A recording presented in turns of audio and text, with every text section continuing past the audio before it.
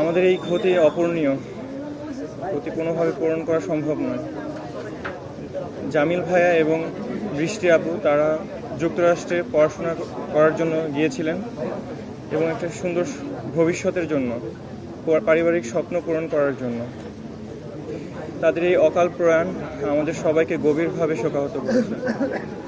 আমাদের এই কালীন সময়ে আমরা অনেকের কাছ থেকে ভালোবাসা, দোয়া এবং সহযোগিতা পেয়েছি।